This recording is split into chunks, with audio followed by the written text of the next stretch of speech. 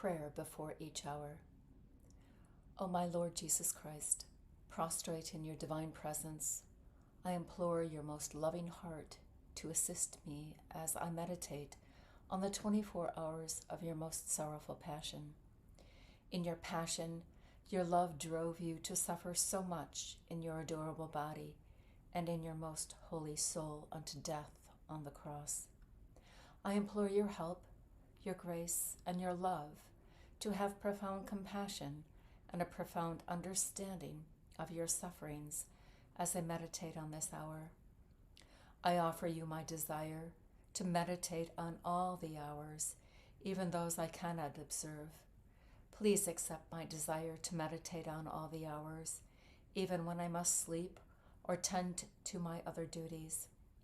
O merciful Lord, grant that my loving desire, united to you, may bring your holy blessings down upon us all. I give you thanks, O Jesus, for calling me into union with you by means of prayer. To glorify you, I unite myself with your thoughts, your tongue, and your heart, with which I intend to pray. I fuse myself in your will and in your love, and extending my arms to embrace you, I place my head upon your heart and begin. 16th hour, 8 a.m. Jesus is dragged back to Pilate. Barabbas is preferred to Jesus, and Jesus is scourged. My tormented Jesus, my poor heart follows you amidst anxieties and pains, and in seeing you clothed as a madman and knowing who you are, infinite wisdom, who gives reason to all, I become delirious and exclaim, how can this be? Jesus insane? Jesus a criminal? And if this were not enough, you will now be placed after Barabbas. O my Jesus, unparalleled holiness, you again are now before Pilate. In seeing the sorrowful state to which you have been reduced, clothed as a madman, and knowing that not even Herod has condemned you, Pilate becomes more indignant against the Jews. Even more convinced of your innocence, he does not wish to condemn you, and yet, wanting to give some satisfaction to the Jews, as if to appease their hatred, their fury, their rage, and their ardent thirst for your blood, he presents you along with Barabbas for them to choose. But the Jews cry out, we do not want Jesus released, but Barabbas. And Pilate, not knowing what to do to calm their rage, condemns you to the scourging. Beloved Jesus, seeing you being placed last to all breaks my heart.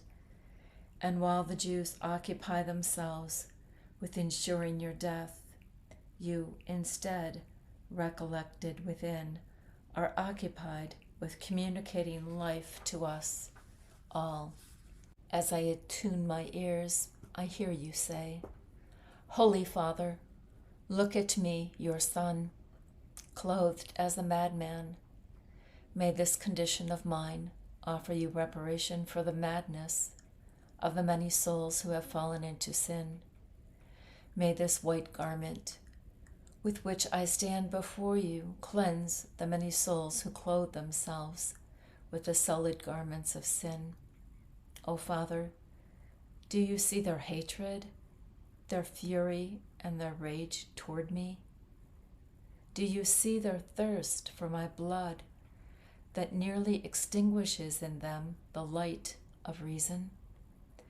I make reparation for all hatred, revenge, anger, and murder, and I implore the light of reason for all. My Father, look at me again. Can there be any greater insult? They have preferred the greatest criminal to me. I make reparation for all mundane preferences. Oh, the whole world is full of such mundane preferences. To us, some prefer their own vile interests, while others prefer honors. To us, some prefer vanities, while others prefer pleasures. To us, some prefer their own attachments, and others their own honor. To us, some prefer to overindulge, while others prefer sin. As with one accord, all of my children prefer the most mundane things to us. And I am ready to accept them, preferring Barabbas over me, in order to make reparation for souls preferring mundane things over us. O my Jesus, I am dying of sorrow and grief in seeing your great love amidst so many pains, and the heroism of your virtues before so many sorrows and insults. Your words and reparations resound in my poor heart like many wounds, and in my torment I repeat your prayers and your reparations. Not even for one instant do I wish to detach myself from you, lest many of the things you do should escape me. And now, what do I see? The soldiers take you to a pillar to scourge you. I follow you, my love, while you look at me with your loving gaze and infuse in me the strength to witness your painful torture. Jesus is scourged. My most pure Jesus, you are now beside the pillar. Enraged, the soldiers untie you in order to bind you to it, but this is not enough. They despoil you of your garments in order to make a cruel massacre of your most sacred body. My love and my life, I feel I am about to faint from the sorrow of seeing you naked. You tremble from head to toe, and on your most sacred face appears a virginal blush. Your grief and exhaustion are so overwhelming that, unable to stand, you are on the verge of collapsing at the foot of the pillar, but the soldiers sustain you to keep you from falling, not to help you, but so that they may bind you. They take the ropes and bind your arms so tightly that they immediately swell, and from the tips of your fingers, blood flows forth.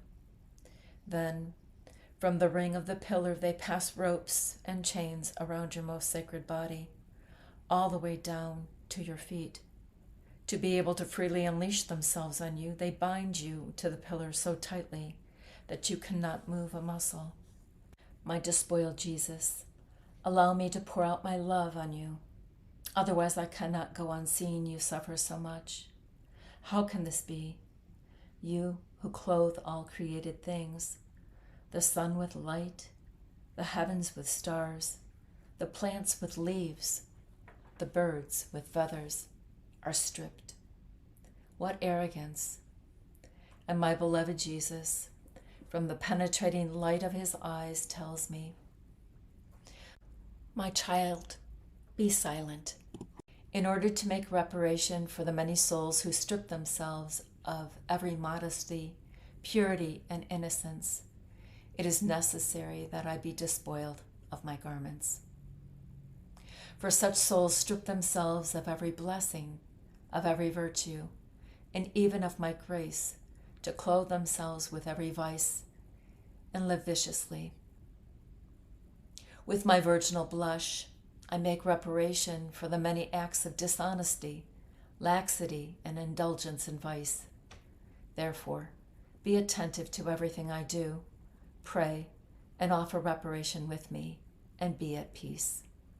Scourged Jesus, your love moves from one excess to another. I see that the executioners take whips and beat you so mercilessly that your entire most sacred body is swollen with welts, and the fierceness and fury with which they beat you is so violent that they have quickly exhausted their strength. But two more take their place, and, taking thorny rods, beat you so much that soon the swollen welts are torn and rent, and rivers of blood begin to pour forth from your most sacred body. They then beat your body all over, forming furrows that, with greater blows, become transformed into gaping wounds. But this is not all. 2 more take their place, and with chains of hooked iron, continue the excruciating massacre. At the first blows, your flesh, already beaten and bloodied, tears open even more and falls to the ground in pieces, exposing your bones. And so much blood pours out that a pool of blood forms around the pillar. O my Jesus, my despoiled love, while you are under this storm of blows, I cling to your feet to partake in your pains and be completely immersed with your most precious blood. Each blow you receive is a wound to my heart that is further wounded when, in attuning my ears, I hear your groans, which are not heard by others, as the air is filled with the storm of the blows. And in those groans you say, all of you who love me, come and learn the heroism of true love. Come and in my blood overcome the thirst of your passions, your many ambitions, fleeting adventures, pleasures, and exceeding sensuality. In my blood you will find the remedy for all evils. Your groans continue. O Father, behold me completely bruised and broken under this storm of blows. And yet, this is not enough, as I wish to form as many wounds in my body as there are souls, so as to acquire for them a place in the heavens of my humanity. By this means, I will obtain their salvation within myself and make them pass into the heavens of my divinity. My Father, may every blow of this scourging offer reparation before you for every kind of sin one by one. As they strike me, may these blows justify those who inflict them. May they strike the hearts of souls and speak to them of my love, to the point of compelling them to surrender to me. And as you say this, your love is as great as your sorrow, which almost incites the executioners to beat you more. Beloved Jesus, despoiled of your own flesh, your love crushes me to the point where I am beside myself. Your love does not grow weary, whereas the executioners are exhausted and cannot continue with your painful massacre. They cut the ropes, and you, almost dead, collapse in your own blood. In seeing the shreds of your own flesh, you feel like dying of grief, as in those detached pieces of flesh you see condemned souls. And your sorrow is so great that you gasp in your own blood. O my Jesus, allow me to take you in my arms to refresh you a little with my love. I kiss you, and with my kiss I enclose all souls in you, so that not one soul may be lost, and may I have your blessing.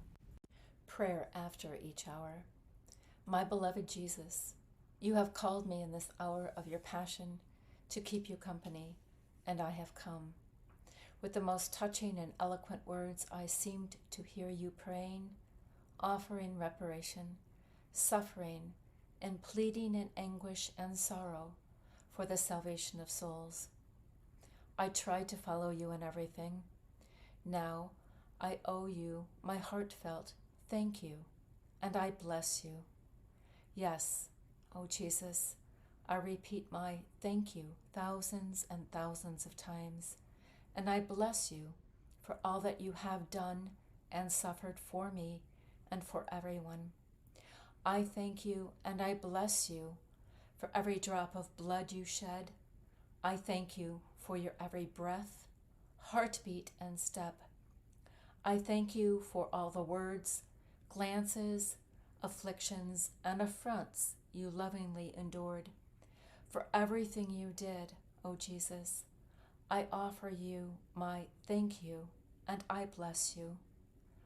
O my dear Jesus, let my soul send forth a continuous flow of thanksgiving and blessings. May they draw down on all of us the flow of your blessings and graces. O my sweet Jesus, press me to your heart, and with your most sacred hands, mark every particle of my being with your I bless you, so that my being may send forth a continuous hymn of blessings to you.